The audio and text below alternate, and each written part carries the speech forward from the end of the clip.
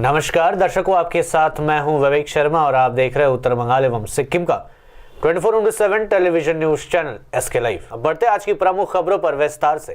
तृणमूल कांग्रेस और भाजपा के बीच सियासी घमासान जारी। भाजपा ने बंगाल में छेड़ा भय पे छे ममता अभियान। कोरोना महामारी के संकट में भी तृणमूल कांग्रेस और भाजपा के बीच सियासी घमासान धीरे धीरे तेज होता दिख रहा है। भाजपा की बंगाल इकाई ने मुख्यमंत्री ममता बनर्जी पर हमला तेज कर दिया है। भाजपा ने कोरोना को नियंत्रण करने में विफल रहने का आरोप लगाते हुए भय पे छे ममता यानी डर गई है ममता नाम से अभियान छेड़ दिया है।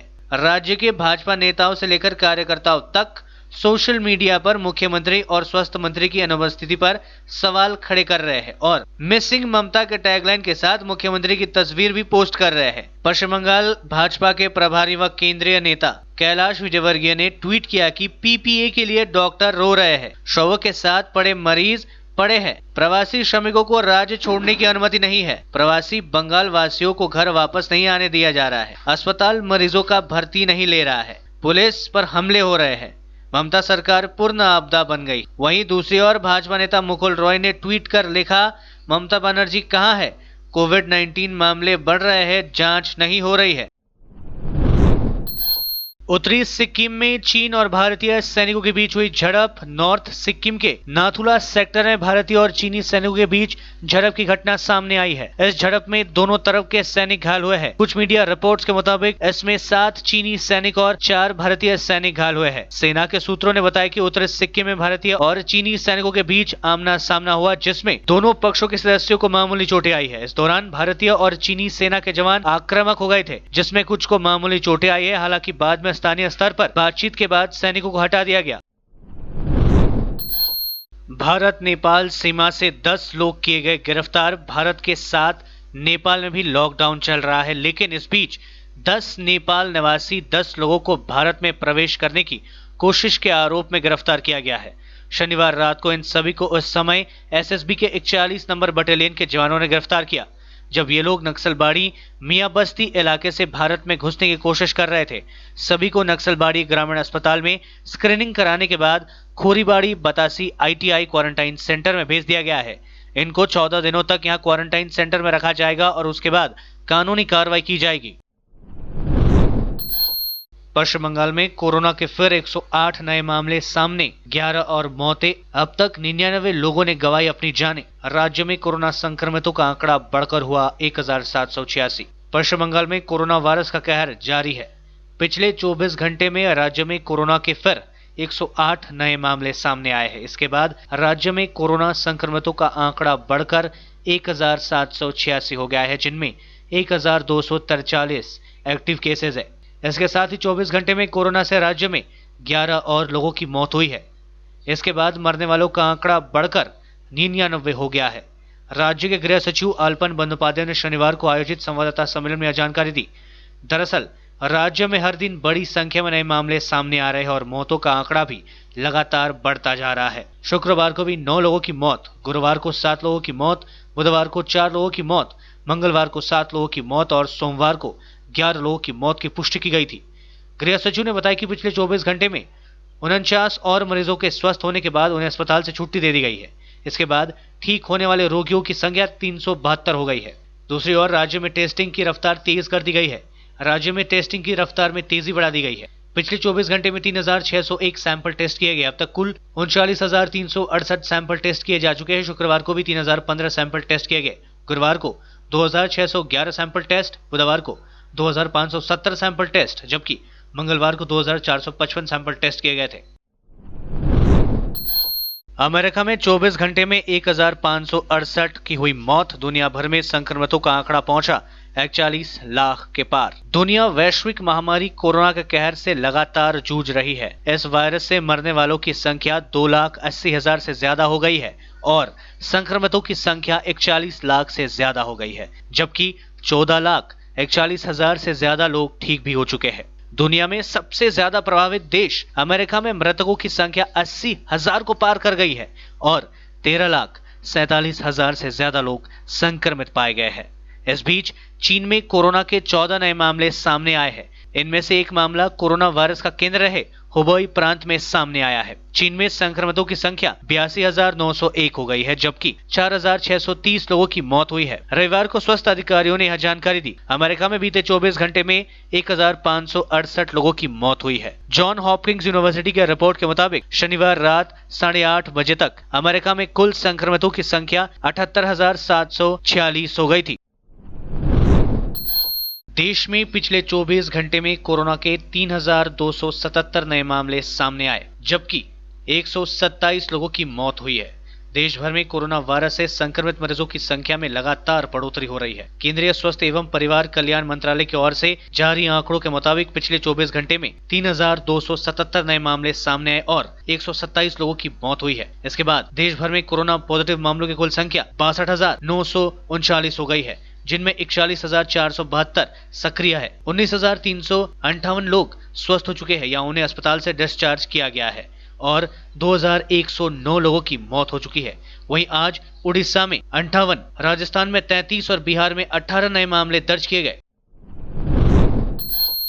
असम जा रहे 15 श्रमिकों को पुलिस ने भेजा क्वारंटाइन सेंटर। लॉकडाउन से परेशान होकर असम निवासी 15 श्रमिक पैदल ही असम के लिए रवाना हो गए।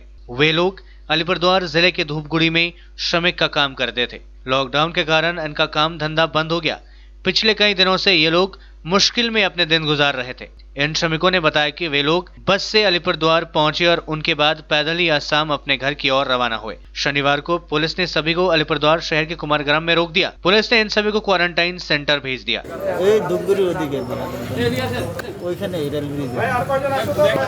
খানিক জায়গা আমরা গাড়িতে আছি, তার বাদে সালবাড়ি পর্যন্ত হাঁটে আসছি, তার বাদে বাসে কোথায় যে নিয়ে যাবো বলতে পারলাম না। लेते हैं थोड़ा सा ब्रेक, फिर मिलेंगे ब्रेक के बाद। 100% आयुर्वेदिक दमादमन किट प्राप्त करें और अपने फेफड़ों को बिना किसी दुष्प्रभाव के घातक वायरस से लड़ने की शक्ति बढ़ाएं। फेफड़ों की ताकत बढ़ाने और साथ ही साथ एलर्जी, खांसी या फिर ब्रोंकाइटिस और अस्थमा जैसी बीमारियों से भी लड़ने के लिए राहत देती है दमादमन किट। इस किट में आप पाएंगे दमादमन सिरप, दमादमन चूर्ण, दमादमन हर्बराज हर्बल टी, जिसका मूल्य है 750 और आपको देने हैं सिर्फ 700 रुपए। Contact number 8597738095। तयारी फ्ल्याट लाखौंको बजेट के तपाईँले सिलगढीमा फ्ल्याट लिने सोच बनाउनु भएको छ? हजुर, यस्तै सुनौलो अवसर स्वागत रेसिडेन्सले यहाँहरू समक्ष लिएर आएको छ, जहाँ तपाईँले लाखौं रुपियाँको बजेटसँगै वास्तु अनुसार असल ढङ्गमा तयार गरिएको सम्पूर्ण सुविधायुक्त 80 फ्ल्याटको अपार्टमेन्ट पाउनुहुनेछ। Swagat residency near Nirmala convent hostel. Contact 9832350915 9434001643। Break के बाद आपका फिर से स्वागत है। बढ़ते हैं खबरों की तरफ। बंगाल में 30 मई तक रहे लॉकडाउन। इमामों ने मुख्यमंत्री ममता बनर्जी को भेजा पत्र। बंगाल इमाम एसोसिएशन ने मुख्यमंत्री ममता बनर्जी से 30 मई तक राज्य में लॉकडाउन का विस्तार करने की अपील की है। संगठन ने इस संबंध में मुख्यमंत्री को पत्र भेजा है, जिसमें कहा गया कि केंद्र की ओर से लॉकडाउन की अवधि 16 मई तक है। इस बीच 25 मई सोमवार को ईद है। इसे लेकर राज्य सरकार लॉकडाउन ढील देने पर विचार कर सकती है, लेकिन राज्य के हित में ही नहीं बल्कि लोगों के हितों के लिए भी लॉकडाउन में कोई ढील नहीं दिया जाए। बल्कि इमामों ने मुख्यमंत्री से 30 मई तक लॉकडाउन सख्ती से लागू कराने की अपील की है। पत्र में आगे कहा गया है कि लोगों को पहले जीने दो, फिर त्योहार मनाएंगे। हमने बहुत त्याग किया है और अधिक करेंगे। हमें त्योहार की जरूरत नहीं है, भले ही केंद्र सरकार लॉकडाउन हटा दे, लेकिन पत्र पर विशेष जोर दिया गया है ताकि राज्य 30 मई से पहले लॉकडाउन वापस ना हो। कूच बिहार के 2 नंबर टेगनमारी ग्राम तृणमूल कांग्रेस सभापति नागेंद्र नाथ रॉय के घर से बम बरामद किया गया है। सभी बम हाथों से बने हुए हैं और उनके दुकान के छत पर रखे गए थे। सूचना मिलते ही पुलिस मौके पर पहुंचकर बम को जब्त कर लिया है। पुंडीमारी पुलिस से मिली जानकारी के अनुसार तत्काल बम को बाल्टी में रखा गया और पुलिस पूरे मामले की जांच में जुट गई है। उनके दुकान पर यहां बम कैसे आया, इसकी छानबीन की जा रही है। আমার নাম নগেন্দ্রনাথ রায়। তৃণমূলের বুথ সভাপতি। হ্যাঁ, তৃণমূলের বুথ সভাপতি আমি। ওই ছাদটা ঝাড় দিতেছে উপরটা। হ্যাঁ, ঝাড় দেওয়ার পরে দেখা গেল ওই জিনিসটা দেখে ফেলছে। দেখা এই বমটা দেখছিলাম। দেখার পরে আসছে লড়ি দিয়ে একদম নিচে ফেলে দিল, তা বাস হয় নাই। তা ওইভাবে পরে আমাকে বললে যে এই ব্যাপার, ঠিক আছে ওটা রাখ, পুলিশকে ফোন করা হোক, পুলিশ আসে দেখলো, পুলিশ আবার বললে যে ঠিক আছে আমি অফিসারকে পাঠিয়ে দিই, অফিসার লোক আসবে, আসলে পরে ওটা দেখে তারপরে ওটা নিয়ে। কয়টা বোম ছিল? गृह मंत्रालय ने लॉकडाउन के बाद उद्योगों को खोलने को लेकर जारी किए दिशा निर्देश। केंद्रीय गृह मंत्रालय ने लॉकडाउन के बाद विनिर्माण उद्योगों को फिर से शुरू करने को लेकर दिशा निर्देश जारी किया है। इसके तहत तमाम सुरक्षा प्रोटोकॉल का पालन करते हुए विनिर्माण क्षेत्र में कार्य शुरू किया जा सकेगा। इस तरह देश की अर्थव्यवस्था को पटरी पर लाने का काम भी होगा। गृह मंत्रालय द्वारा रविवार को जारी किए गए दिशा निर्देशों में कहा गया है कि उद्योग इकाइयों को फिर से शुरू करने के दौरान पहले सप्ताह को ट्रायल या परीक्षण अवधि के रूप में देखा जाए। इस दौरान सभी प्रकार के सुरक्षा और प्रोटोकॉल का पालन करना सुनिश्चित किया जाए। साथ ही शुरुआती दौर में उच्च उत्पादन लक्ष्य प्राप्त करने का प्रयास न किया जाए। मंत्रालय की तरफ से कहा गया है कि यहां आदेश कंटेनमेंट जोन में लागू नहीं होगा। उल्लेखनीय है कि देश में लॉकडाउन 3.0 शुरू हो चुका है। ऐसे में सरकार ने कुछ शर्तों के साथ औद्योगिक क्षेत्र को फिर से शुरू करने की अनुमति दी है। मित्र ने ही ली जान, पत्नी के साथ मिलकर लोहे की रॉड से पीट कर की हत्या। व्यापारिक लेन देन को लेकर घटना को दिया अंजाम। मालदा जिले के कालियाचक में पुराने विवाद को लेकर एक व्यक्ति द्वारा अपने मित्र की पीट कर हत्या करने का सनसनीखेज मामला सामने आया है। कालियाचक थाने के सीलामपुर ग्राम पंचायत के श्री मोहनी गांव में शुक्रवार देर रात इस घटना के बाद इलाके में हड़कंप मच गया। मृतक के परिवार वालों की ओर से हमलावर रेजाउल शेख व उसकी पत्नी कोहिनूर बीवी के खिलाफ कालियाचक थाने में लिखित शिकायत दर्ज कराई गई है। घटने के बाद दोनों आरोपी इलाके से फरार है। पुलिस ने शव को अपने कब्जे में लेकर पोस्टमार्टम के लिए मालदा मेडिकल कॉलेज व अस्पताल भेज दिया है। पुलिस पूरे घटना की जाँच शुरू कर दी है। আমার কাকার ছেলে আর কি একে মেরেছে, আমার কাকার ছেলেকে মেরেছে গব্বর শেখ, রেজাউল শেখ, ব্র্যাকেটে গব্বর, এবং তার স্ত্রী কোহিনুর বিবি। ওরা একটা বন্ধুত্ব সার্কেল তৈরি করে অনেকদিন আগের আক্রোশ ছিল, এটা ঝামেলার মধ্য দিয়ে তাকে কিন্তু এই মদ খাওয়িয়ে নাশা খাওয়িয়ে বেঁধে হাতুড় দিয়ে এবং রড দিয়ে হাত পা বেঁধে পিটিয়ে মেরেছে। 19 गर्भवती महिलाओं सहित 698 यात्रियों को लेकर मालदीव से भारत पहुंचा जलश्व। मालदीव में फंसे भारतीयों को लेकर नौसेना का जहाज जलश्व रविवार सुबह माले से कोची हार्बर पहुंचा। उल्लेखनीय है कि नौसेना ने भी विदेशों में फंसे लोगों को लाने के लिए समुद्र सेतु नाम से अभियान चलाया है। इस जहाज से 19 गर्भवती महिलाओं सहित 698 भारतीय यात्रियों को स्वदेश लाया गया।